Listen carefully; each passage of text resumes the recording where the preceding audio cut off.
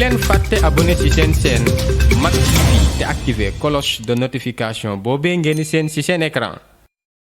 Amis internautes Mak TV Sénégal, bonjour et bienvenue dans les brèves d'information que nous allons démarrer par le corps sans vie d'un nouveau-né qui a été retrouvé dans un puits à Djibabouya, une localité située à quelques encablures de Marsassoum, dans la région de Sédhiou. Alerté par la présence d'un corps qui flottait dans les eaux du puits, le chef de ménage s'en est ouvert au maire de la commune. Bouleversé par cette nouvelle, Ibrahim Niass soutient avoir saisi sous la sous-préfecture, assisté par la gendarmerie. Les éléments de la 43e compagnie d'incendie et de secours ont repêché le corps sans vie qui s'agissait d'un bébé de sexe féminin. Exploitant les informations sanitaires du poste de santé de Djibabouya, les éléments de la brigade de gendarmerie de Sédhiou n'ont pas mis du temps pour retrouver la principale suspecte de cet forfait qui présentait des indices qui l'encablent. Âgée d'une trentaine d'années, elle est cueillie et mise en observation à l'hôpital régional de Sédhiou. Appréhendée par la gendarmerie, l'auteur présumé est une femme mariée qui en est à sa 6e maternité.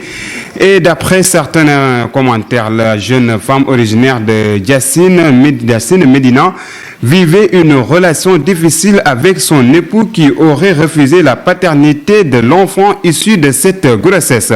En tout cas, une enquête a été ouverte. Toujours dans les brèves d'information avec la presse sénégalaise qui ne reste pas indifférente suite aux violences exercées sur une caméra woman de Dakar Actu. Très en colère, la presse sonne la mobilisation au chevet d'Adja Ndiaye, la caméra woman de Dakar Actu tabassée par la police. D'ailleurs, Ali Ndiaye, le ministre de l'Intérieur et de la Sécurité publique, va recevoir ce mercredi 30 septembre une lettre de protestation que va lui remettre une délégation de 5 journalistes qui feront par la suite face à la presse, d'autant plus que renseigne immédiat qui reprend le journal Les Échos. L'état de santé d'Aya n'est pas rassurant. Elle aurait vomi à son réveil. Actuellement, elle est prise en charge dans une clinique de la place.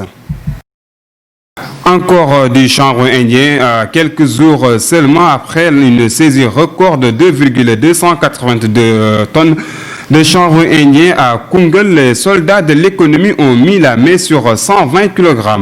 La saisie a été effectuée dans la région de Ziguinchor, plus précisément au village de Koba, dans le département de Bignona. D'après le colonel Abdoulaye Diallo, chef de subdivision au bureau régional sud des douanes, les éléments du poste de Silti dans le département de Bignona ont fait cette prise au cours d'une opération de contrôle dans le village. Et selon le douanier, la drogue était transportée sur une moto.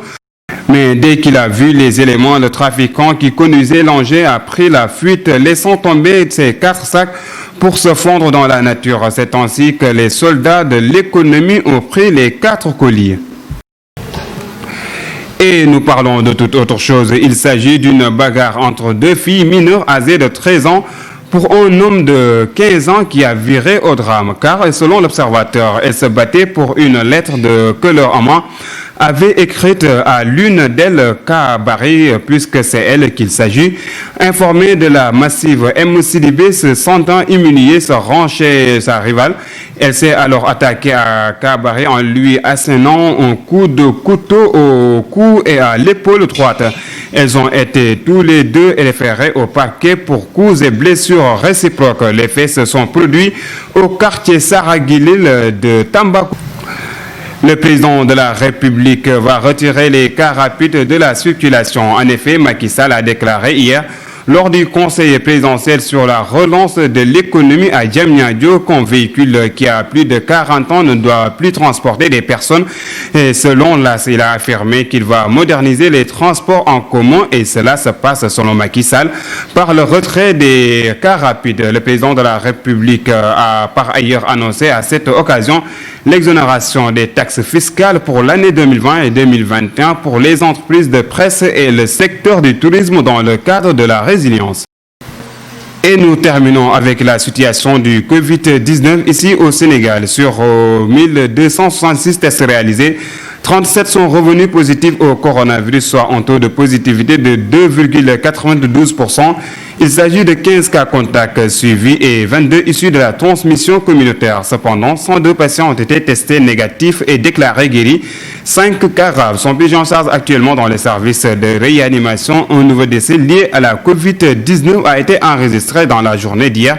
Et depuis l'apparition de la pandémie ici au Sénégal, notre pays compte 14 982 cas positifs, dont 12 437 guéris, 311 décès et 2233 encore sous traitement. Et c'est ce qui met fin à cette édition. Merci de nous avoir suivis et surtout restez connectés sur MacTV Sénégal. bu leen fàtte abonné ci seen chaîne Mak TV te activer cloche de notification boobee ngeen di seen ci seen écran.